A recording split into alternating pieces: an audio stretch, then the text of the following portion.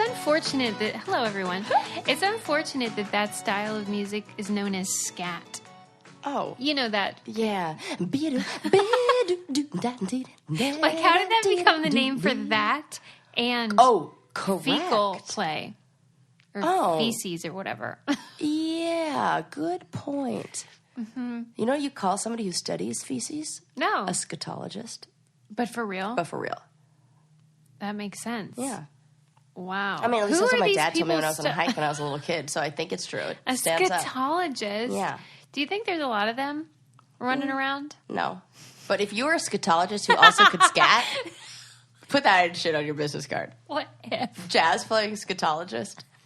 Stop saying scatologist. Hello, everyone. Welcome to Brain Candy Podcast. If you're new, welcome. How are you, Sarah? Oh, I'm doing a little sick. Yes, I noticed you're husky. I know. Get ready. And I brought some tissues just in case I have to, blow my nose, blow my beak while it's been... It's because I swear, because you did that detox. You know how sometimes that I think makes maybe things that come is. out. It makes it like, good riddance. Get the heck out of here. Whatever was Yeah, hiding maybe in you there. can think about it that way. Like you're ridding yourself of all evil. Totally. I like that. Mm-hmm. All evil. Blowing it out of my nose in mucus form. Any drama in your life? Any like shenanigans? Did you get in a fight with anyone like on the street? Like you haven't had one of those? No, things have been pretty good lately. Nobody's like, I've just been really easygoing lately. I think maybe it's because you're in love. Because you used to. There was a stretch there where like every week there was someone you were mad at. It makes sense for that time. Like crossing guards or construction workers. A few weeks ago, I was very mad at socks. That's true. I just redirected my anger towards inanimate objects instead of humans, which is healthier, I think. Yeah, good point. Yeah. We did get a message I wanted to relay from a listener named Ashley, who she sent encouraging words and wanted to thank us for inspiring her to go back to school, switch careers, go to therapy, and become a better person. Well, you are welcome. Oh my gosh. The unintended consequences of listening to the Brain Candy Podcast, people. Who knew?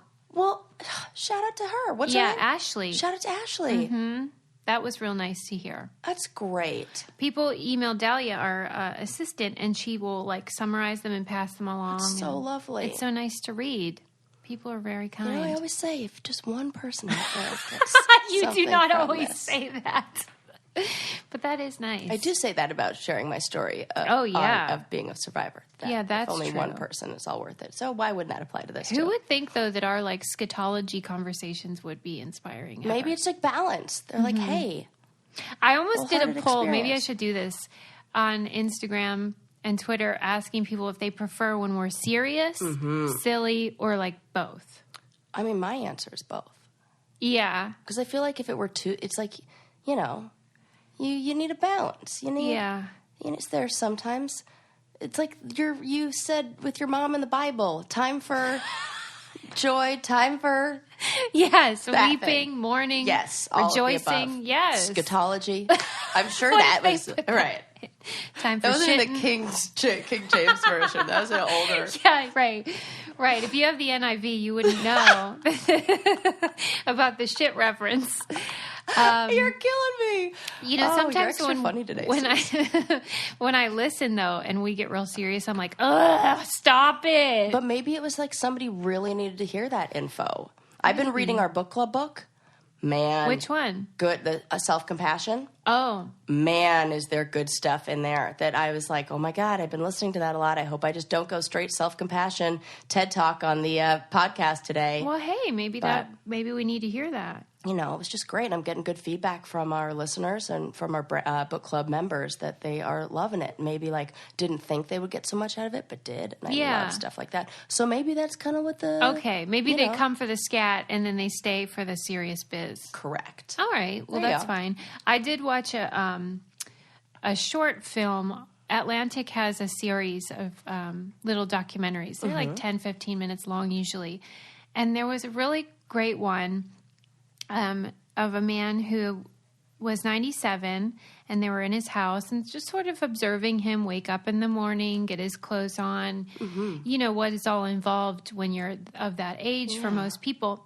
But it was so compelling because he's 97 years old, but he was formerly a philosopher at a university, and he had written a book about death. Oh. And in the book, he told people it's irrational to fear death. Because there is nothing, it's lights out. Right. So you should remember that when you're approaching death, because there's nothing to fear. And it was just trying to see if he still felt that way at this age or not. Because he was in his 70s when he wrote the book, which for most people is nearing the end of life. But 97, there's no question. Yeah. Things are winding down. You're one foot in the grave. Yeah, really. So it was very moving because he did realize that he started to have those same feelings that most people have of the unknown. And imagine that. You can't outthink the human experience. Yeah. Like the existential crisis comes for us all. Yes. Maybe less so for others. But it was just, I'm very introspective, and I spend a lot of time thinking. I wish I could turn it off sometimes. But when I observe someone else who is in those spirals of those thoughts, it moves me, because then you're like, okay, we're all in this together. But some of the things that were really special were he had been married for 70 some years to his wife, who eventually passed away, of course, and how lonely he was, even at that age. And he had had a great life, and he felt very blessed, but he's just really missed his best friend. Oh. It was so sweet. Yeah. And, okay, so let me think. I wanted to make sure I said some certain things about it. He does say he sees the world better now. I suppose it's that zoom out thing you talk about, where, like, eventually you can really look back on everything and take stock of what has happened. Yeah. But he does appreciate things more. Like, he'll go out and look at the leaves and be like, were these here all along? They're so beautiful, and I never appreciated them. That's great. Mm-hmm. So it was special. Well, maybe that little piece of fear or whatever it is, like humanity, whatever that is. Yeah. The consequences, the product of that is gratitude, or is these things like appreciating your surroundings. Yeah. And so maybe we shouldn't work so hard to turn away from pain, to turn away from fear, to turn away from something like how scary death would feel or be. Because in doing that, it gives birth to these other things, like a sense of feeling of gratitude or connection or wholeness or whatever. Yeah. And that was what a lot of that book was, self-compassion book was about. That suffering equals pain times resistance. Yeah. Ugh. Pain is part of the human experience. Right. But the more you resist it, the more you try to say, nope, I don't want to feel it. Yeah. Which your suffering will increase. Yeah, because it's human nature to say, no, I don't want to feel bad. Thank you. Yeah. Right. Right. But you got to walk through it. Oh, that's exactly the line. She says you got to walk through it. To go, like, basically, yeah, that. You got to walk through to get out or something like that. She says perfect. Beneath the video was a description of it, and then it was sort of a kind of extension, because it said after they created this, then he did pass away. Yeah. And listen to this. These were his last words. Oh. He said, well, that's clear enough. And with an exclamation point in the text. And then, why don't we see if we can go up and check it out? I love that. Good. What do you think he saw? The light. I get chills everywhere. And we had just gotten done talking about like near death, or like that transition between life and whatever is on the other side. Yeah. And I thought, wonder what he saw. What's clear enough? Right. Then he died. That's and so beautiful. We don't know. Yeah. Well, that's so that was enough. Cool. Wow. Yeah. That's cool. My grandma's last words were, look for me in the birds. That's nice. And you do. The next day, there was a bird in my house. And all the doors and all the literally windows were in shut. Her house. In my house, people. Yeah. And it let me catch it and put it outside. That's the real crazy part. I know. Because it's Grandma. I know it. It was so nice of her to come by. Right? Yeah, I told Twice she did that. That's so nice. Yeah. Do you really think it's her? I did, because it's never happened to me ever except the 1 week after she died and 2 times. Damn. That's good stuff. Yeah, and I really can't explain the first time when none of the windows were open, none of the doors were open, and it was 6 o'clock in the morning. I can't explain that one. Yeah. Nobody else was home. It was just me. 6 a.m. Grandma. You little trickster. I know. Oh, God, so much stuff. I mean, yes. Well, if you are sort of aging as we are and you want to know what's going on in your body, look no further than modern fertility. That's right. Even if you're not aging, if you're young, just if you want to know how your eggs are in there. Yep. What's going on with your goddamn uterus. Knowledge is power. Knowledge is power. And peace of mind sometimes. Yeah. And sometimes people have things they don't even know, like PCOS going on. Modern Fertility has this kit that you get, super affordable. And you take the little test, you send it off, and then they'll send you all the results of what's going on in your body in terms of fertility, your cycle, eggs, and egg health. This kind of test costs over $1,000 if you do it, the normal way with your doctor.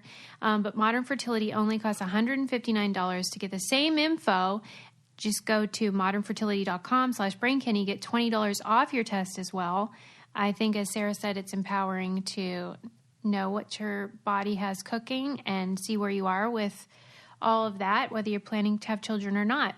Right now, Modern Fertility is offering our listeners $20 off the test when you go to modernfertility.com/braincandy. That means your test will cost $139 instead of the hundreds or thousands it could cost at the doctor's office. Get $20 off your fertility test when you go to modernfertility.com/braincandy, modernfertility.com/braincandy. I love that. Yes. Okay, so that was the serious one. Now, I read a study that said atheists own more cats than churchgoers. Why do you think that might be? Companionship. Easy. Really? Yeah. Think about the why wouldn't they get more dogs? No, I think it's. Maybe it's just because people can have more cats than they can have dogs. Maybe. Oh, okay. I don't know. It's like the responsibility. Okay, so you think it's like companionship. Feeling like there's a sense of belonging or a sense of like, I don't know, like, So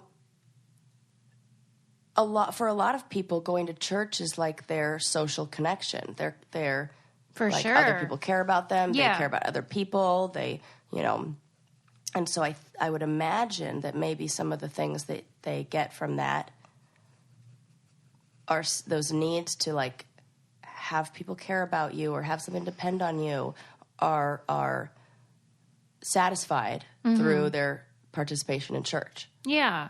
And if you don't participate in that, then I would imagine that loneliness is higher. Mm-hmm. I'm not saying that people who are atheists are more lonely, but I would say that anybody who has a weekly or sometimes twice a week social routine where they're around a bunch of people who are feel similarly that they do are going to be less lonely than somebody who maybe feels isolated. If that atheist were involved in atheist groups and meetups and all that, they probably wouldn't be as lonely. I know. I do wish there was like a church for atheists. Right.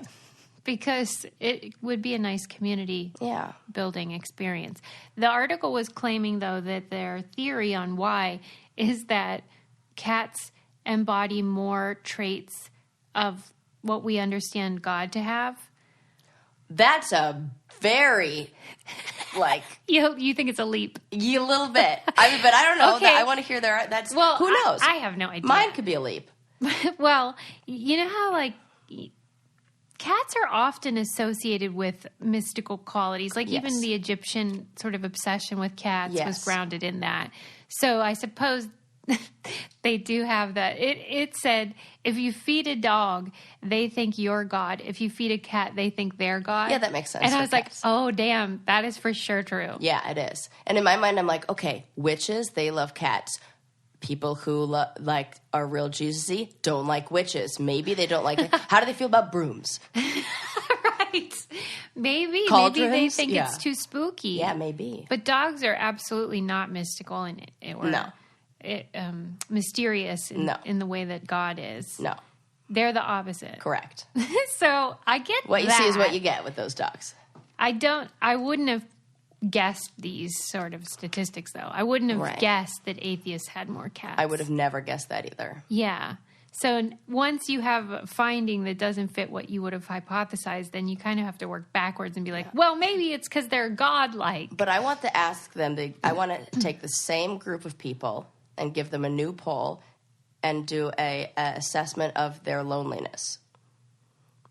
Yeah. And if you got information that said people who went to church are less lonely and people who are atheists are more lonely, then can't you just say people who are more lonely?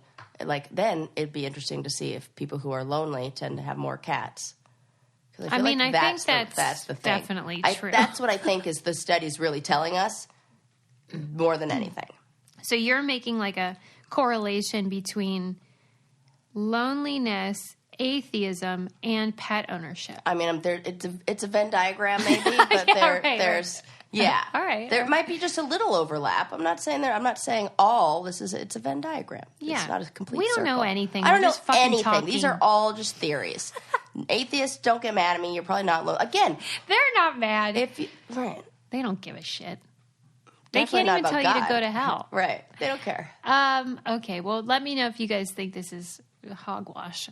It's interesting though. It is. Yeah. Anytime there's a difference in groups that you would not have predicted, it is fun to try to figure out. And now I also want to know what's the breakdown of males and females, because we've already talked more about female atheists. Is that what you think? And but if you are I would almost argue that there are more male atheists. I don't know why, but I feel like my instinct tells me that that's it. Yeah.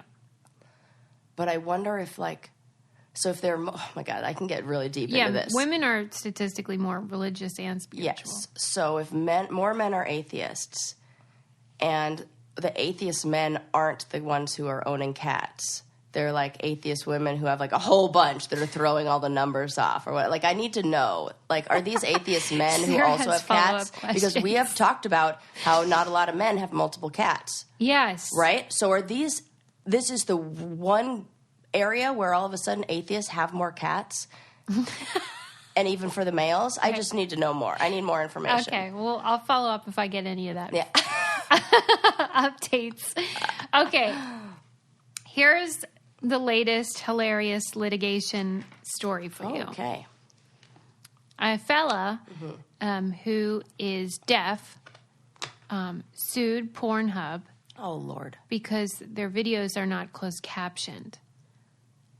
What do you think about this lawsuit? He's deaf, but he's deaf. He can, okay. So he wants to know what the fuck these people are saying, and does anybody want to know what the fuck? This is sort of the question. You know what's crazy is I may have perused or been on Pornhub. Mm-hmm. I've seen a new category that's popped up that is oh gosh, what is it called? It's like something about vocal, explained, the scenes are described. Is it just a transcript? Their audio description of the... Oh, it's an audio. I have not clicked on this category, but I wonder if this is that answer, where it might be... I think it might be, captioned porn. Well, Pornhub responded to the lawsuit by saying, we have an entire category of I think closed captions. That might be it.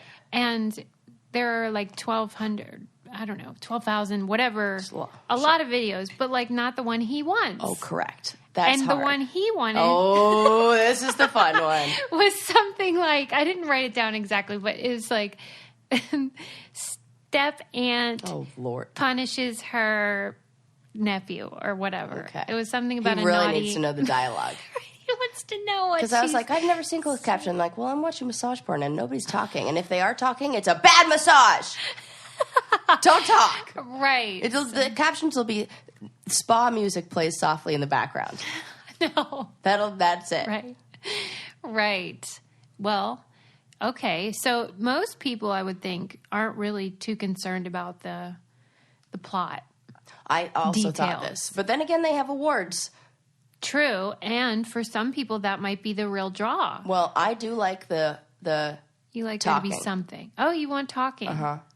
Okay. It's almost like the talking gets me turned on. Does it really? Yeah, but not like bad. Like, You just want a story. yeah, and the same thing happens in movies where they're like, I could watch a movie and they'll be like flirty and like sexually suggestive, Okay. and You gets like me that. all like fired up down there. Okay. Well, that same with him, and he wants equal rights. And under the American Disabilities Act, I think that's fair. I do too, but it is also funny. It is hilarious, but I'm with him. I do. He should have the ability. Can you imagine if you were the transcriber? Is that the word? Oh my God. Oh, speaking of which, I saw a really interesting thing when I was watching that Aaron Hernandez documentary that you showed me. Whoa, crazy. Everybody needs to watch that.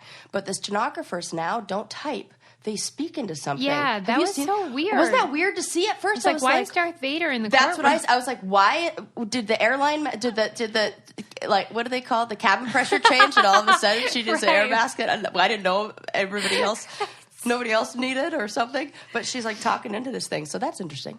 I almost needed cabin pressure regulation whenever I discovered the awesomeness of Serial School. Oh, well, hello. You know my new favorite late night snack combo, chocolate and Yes. peanut butter. Sarah gave me a tip about Serial School, which is if you take the chocolate, Yes. which I think are called cocoa, Yes. and the peanut butter, Yeah. and then you just eat them dry like a snack. Yeah, mix them in a bowl together. It's kind of like sweet popcorn. That's a great idea. Yeah. I love Ren and that. I love it. We just have it while we're watching our Netflix documentaries and just... Well, it's perfect because they are sugar-free cereals that are designed to be similar to the ones you grew up with, but that are like gross because they're naughty and bad for you. Yeah. And they were like trying to get you to be able to scratch that itch without ruining your body. And Cereal School is the answer. So it's a great snack, as Sarah does, or you could have it for breakfast, as we traditionally do. It's naturally sweetened, and they have the fruity, the cinnamon bun, peanut butter, cocoa, all those good flavors. Great for kids, on-the-go snacking, because it's pre-portioned. Yes. So you can just throw some bags in your purse. The Cereal School is a healthy and delicious snack that fits perfectly with my nutritional needs. Mm-hmm. And our listeners get $5 off and free shipping when you go to theCerealSchool.com and use promo code BrainCandy. The Cereal School is so confident they offer a risk-free satisfaction guarantee on all orders. The only way to get $5 off and free shipping is to go to theCerealSchool.com and use promo code BrainCandy. That's TheCerealSchool.com, code BrainCandy. The Cereal School. Enjoy cereal like a kid again. I sent some to Dahlia. I sent some to my nephews in Pittsburgh as well. So everyone's getting healthy. Okay, so... Ooh, and I was even thinking, what if you took like your regular cereal and then like half regular, half Right, like that, ease it just in. to like make it like less That's a good naughty. idea. That's a great idea. You know? Kind of like when I would hide like butternut squash and macaroni and cheese when I would babysit kids. That's smart. Yeah, they never know. Yes. I love that. Just an idea. Okay, so this guy suing the Pornhub, we're on his side. Yeah. But it is a strange thing to sue Pornhub about. Yeah. I don't know. But it kind of makes me mad that like, you know, I just really want... I was watching, and I don't know if I talked about this on here before, but I was watching this female comedian on this show called The Degenerates, who was so funny, who was talking about how come she like polled the audience. She's like, I just started watching porn. Like, raise your hand if you pay for porn. And nobody raised their hand. And she's like, okay, wait a sec. We've got Spotify, sure, no problem. Netflix, no problem. You pay for all these. But you've got this chick over here getting 12 dicks. And you're like, no.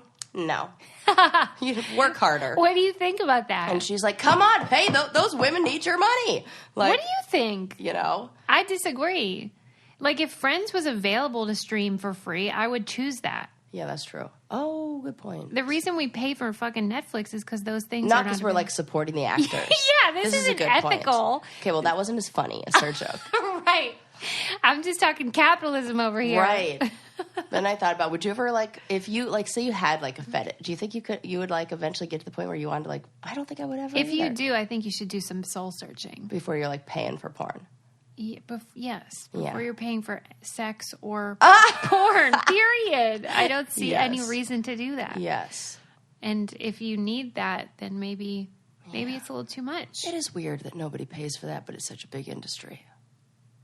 Well, people do, though, because it's a very small percentage, but they're, like, really into it. That's crazy. That's the premium. It's not crazy. You know what? Go for it, people. If that's what you want to spend your money on. Yeah. Yeah, no judgment, but, like, it's crazy in our lives because we wouldn't do that. Yeah, I wouldn't do that. But good for you. Yeah, and I only need about 15 to 20 seconds of, like, visual to be like, okay, I'm good. You know, most of it's what's happening up in my head anyway. Hey. You know. Yeah. Who are we to judge? No one. Who? Not at all. Okay, this is the next debate. I feel like I know what your answer will be. Yeah.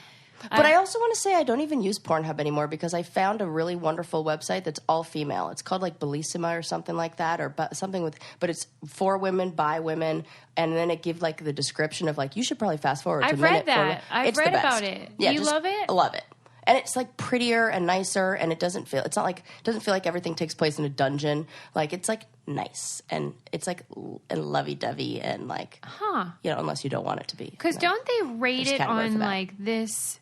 You know, like you're saying, where they'll say, "Well, this part is kind of not great for women," but they'll like fast forward to this, and you'll see like her, you know, blah blah, blah. And they give like the just the descriptions of all this. Even the descriptions alone are enough for me to be like, "Oh, I'm good."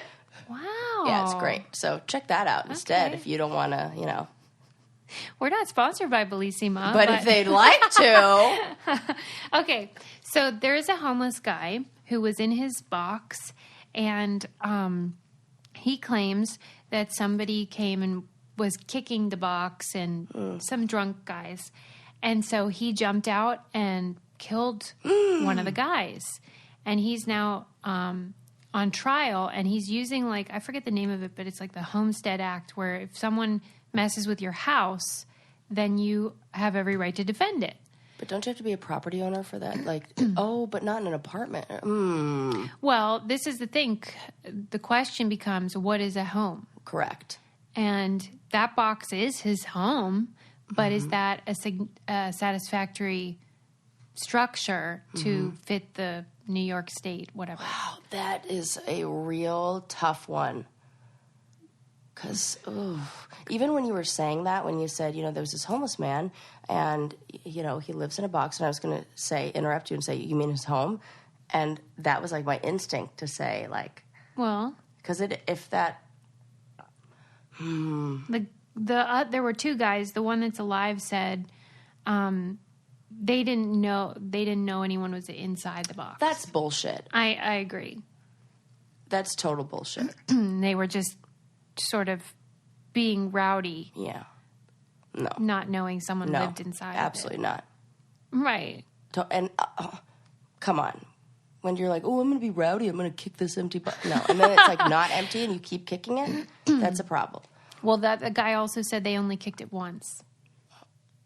I don't know, man. I don't believe that either. Let's say they did kick it. They knew it was a man in there and that they were being aggressive. Does it count as a house in your mind? Where if someone's coming to threaten you in your home, is it? Well, because if you say yes to this one, like anytime that they make a decision that's like, you know, the judge ruled in this case, that was considered a home or whatever. Yeah. Then like, that's kind of like I don't want to be like one of those people who's like, oh, what's next? Animals get married, whatever. Well, maybe. But then it's like, okay, can I just like throw a sheet over my head and like lay out on your front driveway and like this is now my home? Like, what is it? Is there a length of time? Well, maybe we could look at it as a slippery slope in the other direction. Because would a tent be a home? You know, like no, okay, or yes. Is an igloo a home? Okay, see, this is it. Like, right. I totally like. Damn, because you can't say a home is permanent because you have like mobile homes and you have like trailers and all that kind of stuff. Right. And if somebody came in your trailer and acted like that, you totally have that behind you. Ooh, this is going to be one of those landmark kind of cases where I'm interested to see I don't think it's going to work. I don't think so either. But I'm torn on whether it should. Right. I totally agree. Because what's a home, man? Yeah. So, I don't know. I just wondered what your thoughts. And so, like, what do you think? I mean, if I were in the box and some guys who were drunk and kicking the box, I would want to defend it. I don't know if I would stab them. Okay, but are you defending your home? Because my thought on it is like you have the Homestead Act, like you have the right to defend yourself inside your home, not like the home itself. Right, the cardboard. Right. Yeah. So it almost seems like it's your own safety that True. is. So if he's but maybe he felt threatened. I mean, if someone was kicking him. I would, that's going to be it. I'm glad I'm not on that jury. Yeah. That would be. Because does it justify murder? Because that's what we're asking. That's what we're asking. Mm-hmm. Is this strong enough to justify murder? And you would lean towards no. No. Mm-hmm. Oh my God. I'm not going to stop thinking about this one. Oh no. That one's a tough one. Mm-hmm. Yeah, it's a real dilemma. What's not a dilemma though is when you have to ship something and you don't feel like leaving your house. Well, not a dilemma if you have the answer. Right, and we do. It's stamps.com because you don't want to have to leave your office or your house if you just want to ship something real quick. And thanks to stamps.com, you don't have to because you can print the postage right from your printer, slap it on the package, put the package in your mailbox. No fuss, no muss. Any class of mail, anywhere you want to send it. Once your mail is ready, you just hand it to the mail carrier. And you get discounted postage rates. Yep, 40% off priority, right? Right. And then I think it's 5 cents or something. Yeah, 5 cents off every first class stamp. Mm-hmm. I mean, it really adds up on the old savings. Penny saved, penny earned. Right now, our listeners get a special offer that includes 4-week trial plus free postage and a digital scale without any long-term commitment. Just go to Stamps.com, click on the microphone at the top of the homepage, and type in Brain Candy. That's Stamps.com. Enter Brain Candy. Okay. I've been shipping a lot. You guys should use Paperback Swap. Have you ever used that? Is that for book swap? Yeah. Ooh, so it's like, write that down though. I've been sending all that via Stamps.com because basically if you list one of the books that you have that you don't want anymore, then someone else wants it. You ship it to the media mail. So it's like $2. Nothing. And then you get a credit and you can pick a book. Dude. It's great. I need that. Yeah. It's really handy. Anyway, whatever. Cool. Okay. I did watch the Richard Pryor documentary. I'm going to save the Aaron one for your conversation in case you wanted to talk about that. Yeah. I did not watch the Richard Pryor one. They have this series, I think it's on ABC, where it's like the last days of. So they had like last days of Phil Hartman. Did they have Rhea Perlman on there? She's not dead. Not her, not Rhea Perlman. I'm saying the wrong person. Who's the one who was Rosanna Dana? Oh, Gilda Radner. Oh my God, I was upset that Carla Tortelli had passed away. You're like, what? I didn't know. No, they have. Well, I did watch the Gilda Radner documentary. That was on CNN. Oh, that's what I was thinking. That was really great. It was so good. My God. Yeah, I thought it was the same series. We have a wine fly problem. Yeah, just two aggressive ones. One for you, one for me. We don't even have wine. No, we don't. We're drinking water, for goodness sakes. We should have wine because, I mean, might as well. The flies are here. Right? Give them somewhere to sit. Gilda Radner's fantastic. I love her. I worship her. They did a Phil Hartman one. Because remember when his wife murdered him? I know. Boy, was that bonkers. Wow, that was crazy. And then they did Richard Pryor. So I guess it's a series. And, it's like my favorite things. Comedy, death. Like, it's documentaries. It's all of my favorite, ingredients. But the takeaway from that, what do you think of Richard Pryor? Do you find him funny? Yeah. Yeah. I find him funny, but it's almost like for that time period. Yeah. But that's the shame of old comedy and stuff like that, because you don't realize the context that this person changed everything, because you take it for granted now that so many other people copy these people. Like, even I felt like that about the National Lampoon movies, because I didn't see them until I was an adult. So to me, they were okay, but I didn't know that they were a game changer. Yeah, totally true. But so he was the first person to do a special, like a live special. I didn't know that. That wasn't even a thing. Wow. So that was cool to hear because I was like, oh, well, that's just something you see constantly now. Oh my gosh. His was called, I forget what it was called, Live at somewhere on Sunset maybe. And what I took away from it was just that he had this very difficult life, but he found the funny in the tragedies. Well, it's just something that's what a lot of people, that's like the best part. And like the real good comedians are like that. And like if we could all just do that. It's so hard to do though. Yeah. But to turn your dark moments into joy. Did he seem like somebody where that joy, that ability to turn the dark moments into joy carried him when he wasn't on stage? Or do you feel like it was darkness off stage and joy on stage? Like one of those kind of... I think that he was just unsettled. He never really made peace. Maybe he made the funny, but he didn't find peace. And he was married 7 times to 5 women. Wow. And 7 times to 5 women? Yeah. Hang on. He did 2 twice. Oh my goodness. You know? That's really funny. Yeah. And he just couldn't get it together. And you remember when he lit himself on fire? I don't. So he was smoking crack or whatever. Oh, well. As you do, like one does. As you do.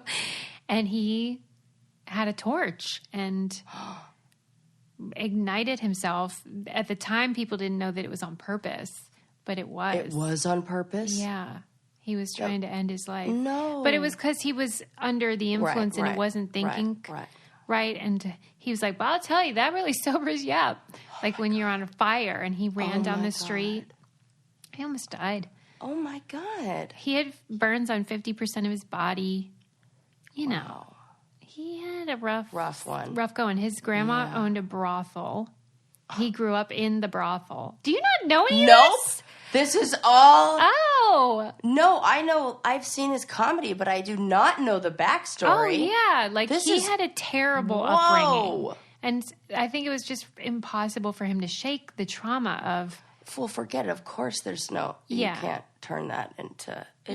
So he made great jokes about it. Right. But, like, sometimes that can be healing, and other times I think it can be a mask. Yes, absolutely. Oh, goodness. Sarah, you need to watch this. I know I do. It's so historical. Put it on the list. I'm so excited. Yeah. But it's just food for thought. And I don't know why. I just love hearing people's stories. People have such interesting lives. Everybody. Every single person. Heck, that's why I do my job. Yeah. I love hearing about them. The thing that would get me about your job, though, is when people are stuck and it's their own doing. Mm-hmm. Like they can't get to that next stage. Mm-hmm. No evolution. Yeah. Wouldn't that bother you? Yeah. Well, it's kind of our job to get them unstuck and find out what things are keeping them stuck and help them work around those things. And like, what would you say usually keeps somebody stuck? A fear of like change. The unknown. Yeah. Oh. Kind of like it's more comfortable, even though it's uncomfortable, it's doing the same thing that I've been doing is just the thing that I'm so familiar that I can't with and all I've experienced that I can't even contemplate a life different than this. Like I kind of think of like when I started taking medication for my ADHD, I had no idea what being a regular person felt like. I just was like, this is just it. I just am constantly anxious, and I always have this feeling that there's something terrible that's about to happen or whatever. Like I've forgotten something really important I have to do. Yeah. And it's like there all the time, and I just like, it's all you've ever known. All I've ever known. And I'm like, that just seems like it. So does it usually take another person in their life, like a partner or whatever, to be like, that's not normal? And then they seek a solution? Mm-hmm. Or more like they just have to take the leap off of the ledge. And so they try something close to that, maybe just like a little element. So like when somebody's trying to make a big change, like, let's not worry about making big, huge changes. What's like one small thing? Yeah, I'm all about just that. do that. Yes. You make one teeny tiny change. And I'll also tell people the difference between still water and boiling water is 1 degree. Yeah. 1 degree. So Yeah. all you need to do is put in 1 degree of effort more. And if it doesn't work, then we could talk about that.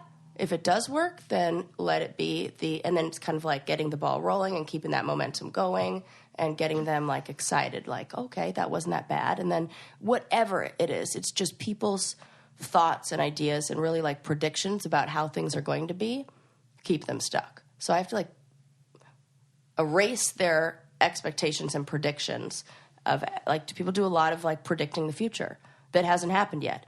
And that causes insane anxiety. Predicting the future that we can't control and we don't know what's going to happen will cause anxiety, and trying to change the past, or worrying and ruminating on the past that you definitely can't change, will create feelings of depression. I wish we could find a way to get evolution to, like, I'm talking globally, not personal. Yeah. Could speed it up, because it feels like a lot of the things that trip us up are things that are evolutionary beneficial from like long time ago. 100%, Susie.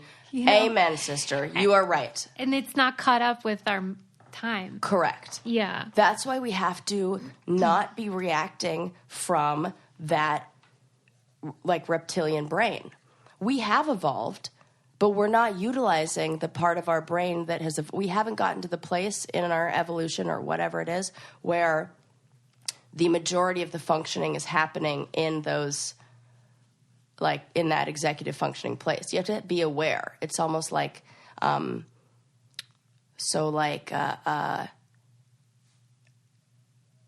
have to, it's so, okay, for example, traffic. So you're caught in traffic and you can be like, I am stuck in traffic right now, and that is the freaking worst. It's awful. I'm going to fight this feeling. I'm like, oh, I hate traffic. I'm very reactive. It's like, oh, everything's pissing me off. This guy's driving too slow. That person's slamming their brakes. Look at that idiot over there who's texting. Like, and you could be highly reactive because you just like are almost resisting and fighting the fact that you're in traffic right now. Yeah. Or then you can have another person who's driving right next to him in the exact same traffic who's like, you know what? Traffic is look. Yeah, surrender. Mm-hmm. What can I do? I'm just going to... And they're like singing along the radio, having a good time. Yeah. Because they've thought about, well, there's nothing I can really do here. They've might as well be happy. Might as well. What can I really do? And they have that. But if you are just in that place where... And I say there's a bunch of... That's why I say zoom out all the time. Because what's contributing to why you'd be in that reactionary place? Did you, get a bad review at work? Did you, were you late to pick up your kids?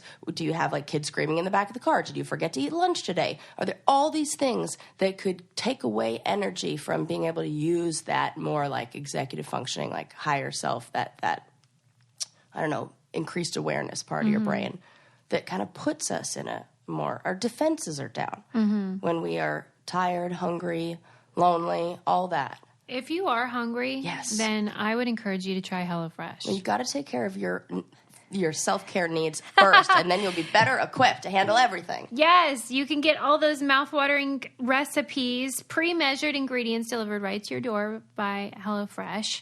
I just got a big box yesterday. Burgers. Get out. Yeah. I was like, oh, thank you very much, HelloFresh. You can break out of your dinner rut because they have 22 plus seasonal chef curated recipes. They're always changing them up too, so they keep the variety going. They're family friendly, and you don't have to go to the freaking grocery store, which I hate doing. Cuts out the stressful meal planning and prepping, which I'm also terrible at. And you can make most of them in about 30 minutes, sometimes even 20 with their quick recipe options. And then you can eat more sustainably too. I was reading how it helps with food waste. Oh, I was just going to say that. Yeah, only what you need. Yeah, it's the best. Yeah, and all of the packaging is made from recyclable stuff, which is nice, and it fits your lifestyle. You can change the dates and stuff like that. You can add yummy sides and desserts, like, and you can add garlic bread and cookie dough, whatever. You get the idea. And they have a deal for you because they just love you so much. Here's the deal. Go to HelloFresh.com/BrainCandy10 and use code BrainCandy10. You get 10 free meals. What? Sarah, that's a lot. Including free shipping. Go to HelloFresh.com/BrainCandy10 and use code BrainCandy10 for those 10 free meals, including free shipping. I mean, really, what's not to love about that? You know, I'm just going to have Ren sign up. I'll be like, hey, get us some HelloFresh. Yeah. I want those free meals. Don't tell. It's a secret. Mm-hmm. Yeah. What you were saying, we were talking about evolution and all that jazz. Yeah. Here's a question about evolution that is completely unrelated. Okay, great. But happened right before you got here today. Today, Adam pulled the first hair out of his ears. Oh, yeah, and I started yelling, and I'm like, evolutionarily, what would be the advantage of having hair in your ears when you're old? Tell me why the fudge that happens. Oh, good question. I mean, my instinct is to say to keep, like, hair in any way is to keep whatever out, but you almost would need that more when you're younger. That's what I'm saying. And, like, you know how women get hair, like, on their face and stuff when they get older, which I know is hormonal. Right now. I've got Sarah's like feeling her chin. I know. I've got a little buddy that hangs out right there. And that's like hormone testosterone related. Okay. But like then the men lose the hair on their heads. With higher testosterone levels too. Right. But then they get hair in their ear? Yeah, but then also high testosterone, you get body hair other places. So you can have a full head of hair but have a big old, like, and Explain also hairy this. chest. Lord, no, I have no idea. I got nothing. I know, me neither. I really don't even have a theory for this. Uh-oh. Sarah has not. no theory. Whoa. This is tragic. Maybe the show's almost over. No. We've tapped out. Nope, impossible. And I'm definitely making it all the way to episode 420. You think I haven't? I'm like, it's like I have a calendar at home where I'm just counting down the days till I get Susie stoned on the air. Oh my God. It's going to be great. Scared. People are going to love it. What are you scared for? I have no idea. Drinking is worse. You can like down 2 glasses of wine on here, no probs. I read this thing about how, now with the increased legalization of marijuana, that a lot of people are having this weird thing where they vomit all the time, and the only solution is to get it in the shower. And the cure is to quit marijuana. Yeah.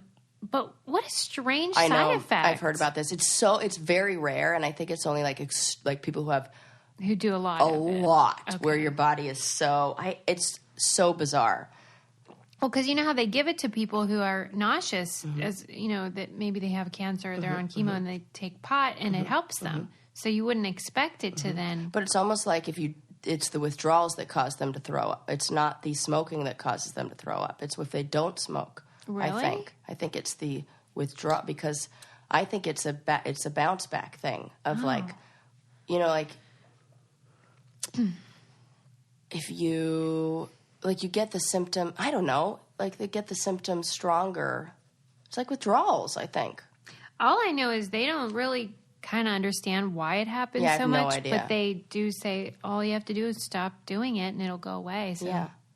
And maybe it's a buildup of like resin in the lungs or something like that. If you're thinking about depending on what you're smoking if you're smoking joints or something like that, where you're just, and there isn't some sort of like filtration system, or you're not doing like a vaporizing or whatever kind of like where it's cleaner. Yeah. Then, because like anybody who's used a pipe or a bong or anything like that knows that the inside of those will look black and like after a few months. So could you imagine what the inside of it wouldn't be any different? And so maybe in the hot shower, maybe that like breaks it up in the same way that if you're cleaning it out, you run it under hot water and it loses everything up. You should hear these people describe the pain. That's awful. They say that it's like horrific. Oh, geez. One guy was like, I've broken bones. This is way worse. What is that? I don't know. They say it's like, one guy said it was like having a puffer fish in him that would expand, and all the needles would go into his spine and then into his stomach. It was like, it sounded like childbirth, But is that like where your lungs are? They said it's in the stomach area, abdomen. Okay, that's weird. It is. I have no clue. I'm really glad we don't have that, because I don't smoke pot, but I do take the gummies to sleep. I think you're good. And no vomiting over here. Me neither. Thank heavens. Yeah, thank heavens. I'm running out of options for like how to fucking sleep. Oh. Okay, wait. Oh, I did read a really cute book. I just thought I'd mention it. It's called Wisdom from a Humble Jellyfish. Oh. And it really was not just jellyfish. It was used an animal and then described the behavior of the animal and how you could apply it to your own life. Can I guess what the jellyfish one is? Yeah. That he doesn't try to resist the current. He just goes with the flow and floats along and is like a jellyfish in the ocean. Kind of. Yeah. It said that in order for them to move, they have to kind of like contract and then release. So there's a period where they're not really doing anything. They're relaxing in order to move forward. Oh, She loves I love it. that. Ooh, I love a metaphor in my therapy work. And Yeah. jellyfish is kind of one I go to often. So There you go. You can use that I one. can expand it. Suze, I love this. Yeah. And you know, sometimes it felt like it's a stretch, but it's all applicable. You think, well, I can definitely apply that to my life, and it's Well, real people cute. love those spirit animal things. Yeah. So this is like that and then some. Yeah, and it was real short, and I thought, oh, this would make a really nice gift for somebody, Yeah. too. But so you could check that out. Wisdom from a Humble Jellyfish. That's really cute. Okay, let me think what I wanted to add before we're done. Hold on. Let me see. Let me pick a winner. Oh, I know. There was, on the American History Museum website, there was this really cool... I just love that you're visiting the American History Museum website. That's just adorable. Well, I follow them on Twitter, so sometimes they'll link to a story or whatever, and they're really cool. And they had this one post about an article about I think the headline was, what did it sound like in 1889? And it's the oldest recording that we have. Wow. And you can hear Alexander Graham Bell. Get out. Yes. And I believe Thomas Edison talking, testing out their inventions, which were these What do they sound like? early devices to record. Yeah. Well, it's not very clear, Right, of course. but you can definitely make out what they're saying, and they're just sort of saying, like, this is Alexander Graham Bell. I'm testing out this device. It's cool. This day, and can you hear me, or whatever. And it's just like, I'm listening to Alexander Graham Bell right now. Cool. And it really does help to make history come alive. Yeah. Because it can feel like these are all like mythical characters that aren't real people. Mm-hmm. But when you actually hear them, you think, this is a real guy. Yeah. And you know what? We need that because we brush over history so fast. And it's like, you know, I think a lot of your childhood when you're like learning about that stuff, you're just like, okay, I just want to know whether it's A, B, C, or D on the test. Like that, I don't care about whatever. And you just kind of brush over it. And we miss, you know, when you were talking earlier in this episode about how everybody has a story and they're all so interesting. Yes. That, you know, like learning more about the person even makes you feel like you connect. And makes you love the respect or whatever, the invention that they made even more. Yeah, they were describing, you know, I think it was the World's Fair. I wish do we still have those? I don't think so. They'd probably be not as fun now if we do, but back in the day, those were really special events where you would unveil these huge, big deals in terms of technology and culture and food and stuff. Now we just have Coachella. Yeah, right? It's like Burning Man. Right. But, I mean, now it would probably all be weird, like, hologrammy stuff. And I don't know. But back then, they were more things that we still use now. Yeah. Or, you know what would be now? Like those circuses that are all 3D, that are all like the hologram projections. Yeah. Like stuff like that. Like right. they'd unveil. Well, that would be cool, too. It would be so cool. Yeah, you're right. It'd be awesome.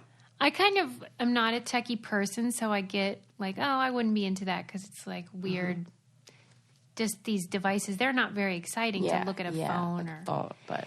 But yeah, you're right. That would be cool. Yeah. And to hear, so I guess Graham Bell and Edison were, you know, sort of rivals. And they were kind of in a race to figure all this stuff out. And I love when rivalry can spark innovation and improvements. And one of the recordings was up in a hot air balloon for some reason. Whoa. And so you're thinking, wow, this was That's cool. happening? That's really cool. Yeah. So, I mean, you guys should check it out, American History Museum. Yeah. Maybe Dahlia could put that in our newsletter so that you can link to it and listen for yourself. They do provide a transcript as well, so you can read along in case it's like, because parts are harder to hear than others. But it was really cool. So check that out. Yeah. And that reminds me, the competition thing that you were talking about, like a little competition. I watched that Ford versus Ferrari movie. Excellent. It was excellent. Excellent. It was a movie that was 3 hours long, but I didn't want it to be over when it was done. Yeah. And I was mad at Ren for falling asleep halfway. Not mad, but like, I was like, ugh, you missed a really good movie. No, we were just really tired and we were both sick. And so it was like, you know, the guy needed a nap. And I'm like, I can't even talk to you about this. I must be really into that idea, too, because my favorite movie is The Prestige, which is the magician one with... Oh, yes. But that is an excellent movie. I love it. Ed Norton and Christian Bale? Christian Bale and Hugh... Oh, Hugh Grant. No. What's that guy's name? Hugh whatever. Jackman. Thank you. Whoa! But I called him... Hugh Grant. Something else before that. Yeah. So, Ed Norton. Ed Norton, whatever. But they were competitor magicians, and then it made them want to do more and more and more. Yeah. But I guess I like that theme. Yeah. Ford versus Ferrari was good, too. You guys should see that. Okay, leave us a 5-star review, subscribe, tell a friend, tweet to us, send us articles you love. Ooh, I love when you do that. Me, too. They're always good. They're always good. Yeah, I always read funny them. Memes, I'll take anything. Even if I don't respond, I always look at the link and read it. All right. Bye. Bye.